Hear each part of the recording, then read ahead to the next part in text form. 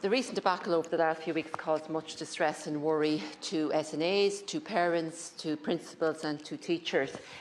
And it all arose out of the results of the review of SNA allocation, and I suppose how that was communicated and how it was actually addressed.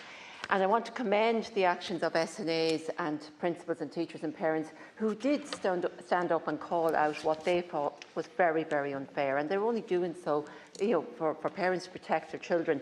But I mean, even the SNAs who contacted me, okay, yes, some of them were worried about their jobs, and rightly so, but the most concern they had was for the children that they are providing support to in the school, and the thoughts that those children would have to go without it. And I know a pause was announced, and then an assurance that there would be no cuts in the next school year was made with an additional 19 million.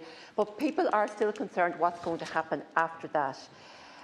In Circular 30/2014, there is a focus on primary care needs and granting access to SNA based on primary care needs. But we know that many more children are granted access to SNA support than those that just have primary care needs, and rightly so. And if the SNA access is withdrawn from a child in a classroom, it affects the whole class. The teacher will not be able to teach, or the children will not be able to learn if there's one student in that class with additional needs who maybe needs a movement break or maybe needs to leave the class to regulate. And if the SNA is not present, a teacher can't ask that student to leave without being accompanied. It is not safe. So therefore that child has to stay in the class, they're upset, they upset the rest of the class, and the teacher can't get on with the teaching. So SNA support is really vital. I mean, I taught for many, many years at second level. I worked before there were SNAs in the school and then afterwards, and I saw the difference and the contribution that they made. And I was SNA coordinator, or SEN coordinator for a time as well in the school. And I mean, I would have to look at the SNA allocation and decide, along with the principal, where SNA should spend their time and who they should give their time to. And sometimes you would realise we do not have enough SNAs for all of the children that have additional needs in the school. And then I talked about we have to appeal this decision. And my predecessor, who had been SEN coordinator before me, would have said, you do that and you risk losing some of your SNA allocation. And that fear still remains, whether it's realistic or not, that principals do not want to appeal the SNA allocation, even though they require more SNAs in the school in case that their allocation is actually cut. And I think that's an issue that needs to be addressed. At the time as well, the senior who was assigned to the school, I knew her well, and I had regular conversations with her. And what was more important, she knew the students who were coming into the school, transitioning from primary school into secondary school. She knew what their needs were. She knew what the parents' number. She talked to the parents on a regular basis. The parents could lift the phone and talk to her. I regularly meet parents now, and I say to them, have you been talking to your senior? And they say, who's that?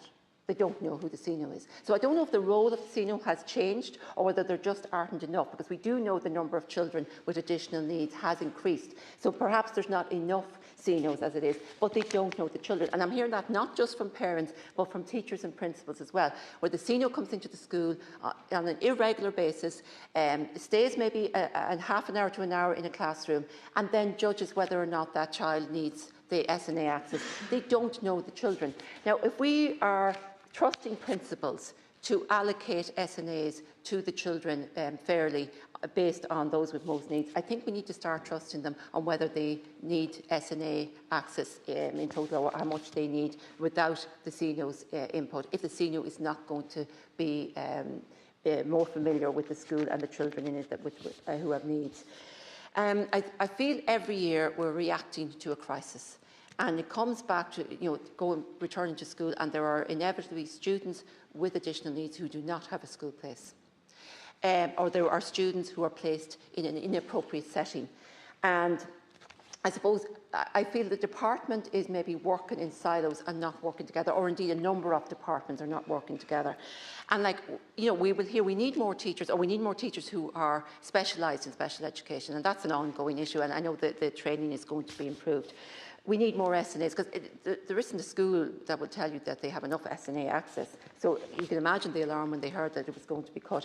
But there's also an issue around buildings and the provision of additional space within schools for special classes.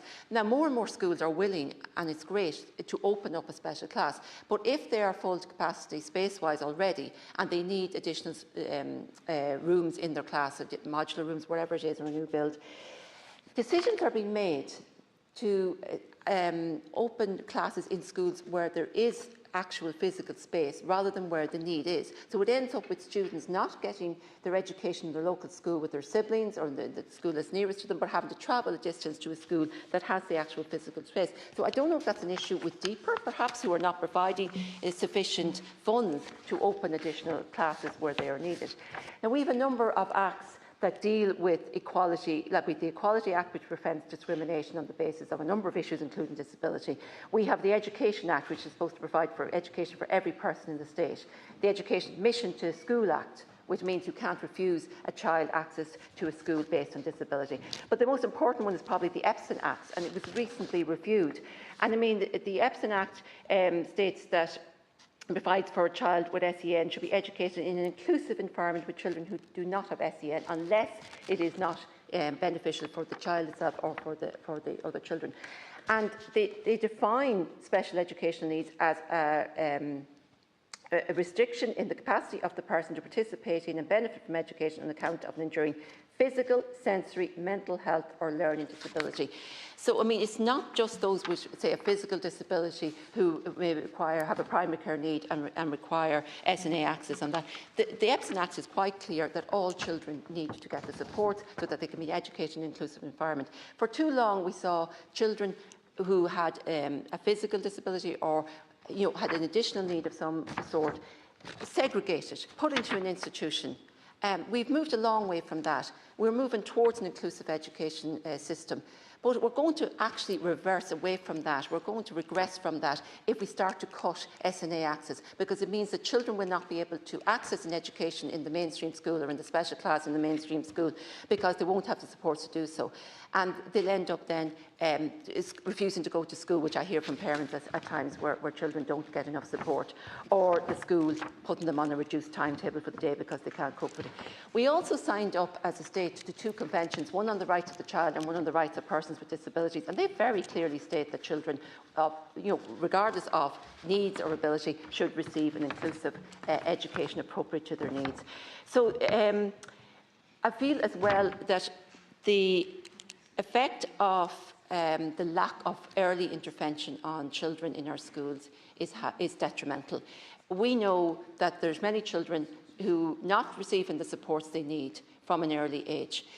So as soon as a diagnosis is achieved, or a parent realises that a child maybe isn't speaking as much as they should be able to access their speech and language or their OT or the physio. And that's not happening, and that's having a detrimental effect on education in our schools then, because the teachers are not therapists. They're not able to provide that intervention that they need. And I know putting therapists into special schools and into some other schools will help that, but really they should be getting that in the community from an early age on, and that would make a huge difference to their ability to access inclusive education in the school nearest to them.